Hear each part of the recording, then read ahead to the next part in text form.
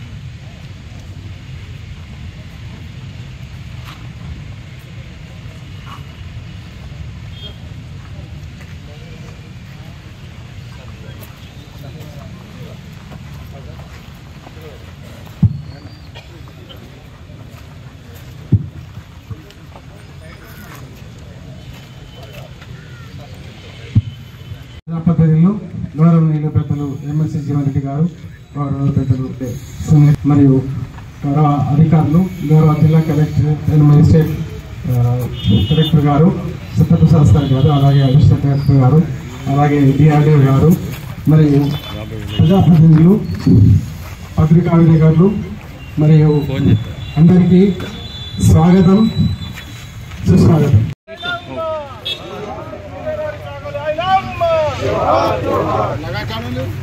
Sir sir sir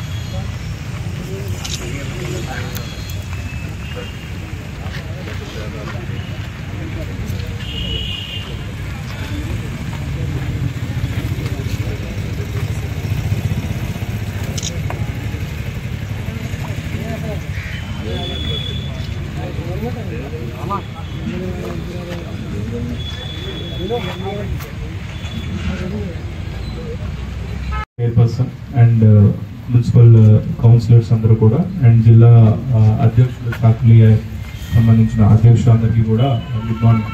మనకి ఈరోజు చాకలి ఐలమ్మ గారి జన్మదినం మనం జరుపుకోవడం జరుగుతూ ఉన్నది.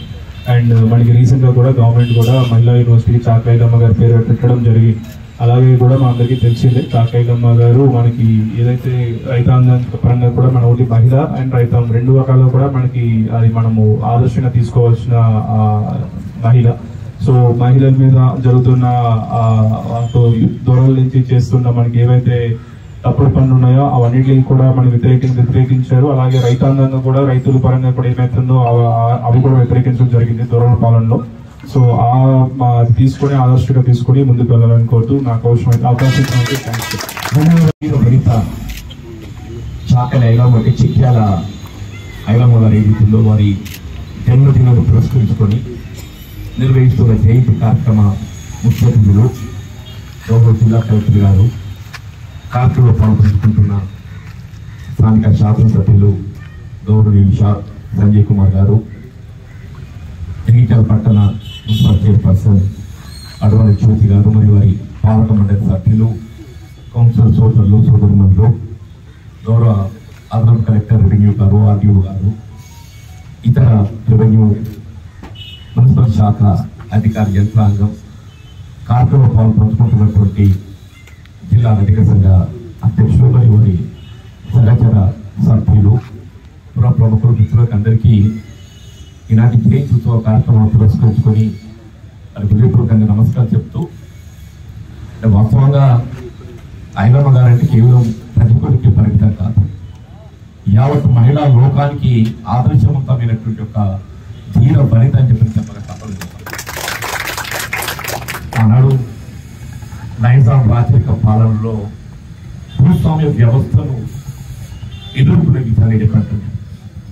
ధన్యవాద్య భూమి అనేటువంటి ఒక ఆలోచన విధానంతో ఏదైతుందో అలాంటి దేశముఖులు మరి భూస్వామ్య వ్యవస్థను ఎదిరించి రాజరిక పాలనకు అడ్డువలసినటువంటి ఒక వీర వనిత ఇవాళ ఐలమ్మ గారి కావటం మనకందరికీ మరి ఆదర్శనీయంగా నేను భావిస్తున్నాను చెప్పండి. ఇవాళ ఐలమ్మ గారి యొక్క ధైర్య సాహసాలు, వారి యొక్క ఆలోచన విధానం వాస్తవంగా ఏదైతుందో మనకు భారతదేశానికి స్వాతంత్రం 1947 ఆగస్టు 15 లభిస్తే మన హైదరాబాద్ రాష్ట్రానికి ఏదైతుందో 1948 17 సెప్టెంబర్ రావడం జరిగిందని చెప్పండి. ఆనాటి రజాకర్లను ఎదిరించి పోరాటం చేయడమే కానీ నైజాం ప్రభుత్వాన్ని గద్దెదించే విధంగా పోరాటం చేయడంలో ముందు ఇచ్చినటువంటి వారు ఏదైతుందో దానికి ఐలమ్మ గారు స్ఫూర్తి అని చెప్పని భావించక తప్పదని చెప్పంటూ నేను మన ఆడబిడ్డలు నింపే విధానం ఇప్పటి విద్యార్థులు ఏదైతుందో ఐలమ్మ గారి స్ఫూర్తిగా తీసుకొని ఒక ఆత్మవిశ్వాసంతో ముందుకు పోయే విధంగా ఉండాలనే ఒక భావనతో మనం ఏర్పాటు చేసుకున్నటువంటి ఒక మహిళా యూనివర్సిటీకి గౌరవ ముఖ్యమంత్రి గారు మరి ఐలమ్మ గారి పేరు నామకరణం చేయటం హర్షించదగ్గ విషయం అని చెప్పడుతున్నాను. దాని అందరం కూడా హృదయపూర్వకంగా స్వాగతిస్తున్నాం. ముఖ్యమంత్రి గారికి ఏదైతుందో హృదయపూర్వకంగా ధన్యవాదాలు చెప్తున్నాం. మరి ఇంకా హిందూ సమాజంలో రజకులకు ఒక ప్రత్యేకమైనటువంటి ఒక గుర్తింపు ఉందని చెప్పండి. హిందూ సమాజంలో పుట్టినప్పటి నుండి కిట్టే వరకు ఏదైతుందో మా రజక సోదరులు లేకుంటే ఏ కార్యక్రమం జరగదని చెప్పండి. అంటే హిందూ సమాజానికి ఒక ప్రత్యేకత కుటుంబాలకు ఏదైతుందో గుర్తింపు ఇచ్చింది రజక సమాజం అని చెప్పండి. అటువంటి ఒక రజకులను భవిష్యత్తులో ఏదైతుందో వారికి కేవలం కులవృత్తి అనే కాకుండా కులవృత్తితో పాటుగా విద్య అనేది ప్రధానంగా ఎంచుకొని వారి జీవితంలో స్థిరపడే విధంగా ఇలా ప్రభుత్వం ఏదైతుందో ఇటు ఉద్యోగ అవకాశాల కల్పనకు ప్రభుత్వ పరంగా ప్రయత్నం చేయడంతో పాటుగా వీళ్ళు వివిధ కుల సంఘాలకు ఫెడరేషన్స్ ఏర్పాటు చేసింది. మన రజక సంఘాన్ని కూడా ఫెడరేషన్ ఏర్పాటు చేయలేదు. ఇలా ఫెడరేషన్ అనేది కేవలం ఏర్పాటు సరిపోతుంది కాబట్టి అటువంటి యొక్క నిధుల సమకూర్పు కూడా ప్రధానమంత్రి చెప్పక తప్పని చెప్పండి. ఆ నిధుల సమకూర్పు సంబంధించి నేను గౌరవ ముఖ్యమంత్రి గారి దృష్టికి తీసుకెళ్లి మన రజకుల ఆర్థిక అభ్యున్నతి కొరకు ఏదైతుందో వారిని ఉండేటువంటి యొక్క ఈ కులవృత్తుల ప్రోత్సాహం ఒకవైపు ఇంకోవైపు ఏదైతే నిరుద్యోగ యువతకు ఉపాధి అవకాశాల కల్పన కొరకు ఏదైతే తోడ్పడే విధంగా వాళ్ళొక 500 కోట్లు కేటాయించగలిగినట్లయితే సంవత్సరానికి 100 కోట్లు ఖర్చు పెట్టాం. కానీ ఏదైతుందో మనకు ఒక నిర్ణీతమైనటువంటి కాల వ్యవధిలో ఏదైతుందో మనం ఆశించినట్టుగా ప్రగతి సాధించేటువంటి అవకాశం ఉంటుందని చెప్పండి. ఈనాటి చాకలి ఐలమ్మ జయంతి ఉత్సవాన్ని పురస్కరించుకొని నేను తప్పకుండా ఈ అంశాన్ని గౌరవ ముఖ్యమంత్రి గారి దృష్టికి తీసుకుని చెప్పని మనం చేస్తూ ముఖ్యంగా ఈ కార్యక్రమంలో పాల్గొనేటువంటి అవకాశం కల్పించినటువంటి ఒక స్థానిక మరి జిల్లా అధికార యంత్రాంగం, మున్సిపల్ అధికార యంత్రాంగానికి హృదయపూర్వకంగా ధన్యవాదాలు చెప్తూ సెలవు తీసుకుంటున్నాను.